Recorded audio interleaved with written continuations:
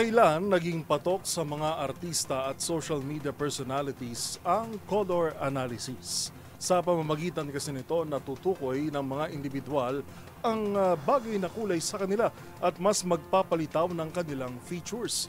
Pero ang prosesong ito, may kamahalan pala. Kaya naman marami ang gumagaya nito gamit ang mga makukulay na bagay na matatagpuan lang sa bahay o kahit saan. Gagaya na lang na magkakaibigan na ito pati menu o menu booklet sa isang restaurant ay hindi pinalampas. Panoorin ang report ni Rose Babiera. Dito sa akin. Medyo light na yellow. Dito sa ayan!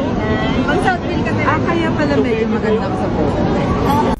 Aliw na aliw ang mga netizens sa grupo na ito dahil sa kanilang creative at budget-friendly na color analysis. Ang magkakaibigan kasi, pati ang menu ng restaurant kung saan sila kumain talagang hindi pinalampas.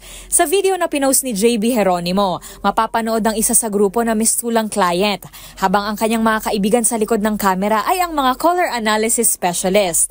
Pero sa halip na color palette sa anyo ng tela o cardboard na ginawang color wheel, ang gamit ng magkakaibigan ay ang menu o yung listahan o tala ng mga pagkain na available sa restaurant.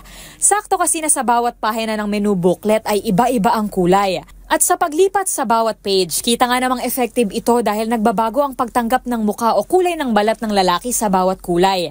Kaya naman ang mga netizen, may mga pabirong hirit kung ano ang kulay na bagay sa kanya. Nag-glow daw siya sa binagoongan, ika ng isa. Hirit naman ng isa lumiliwanag umano ang balat nito sa crispy palabok. Pero para naman sa isa hindi umano bagay sa kanya ang sisig.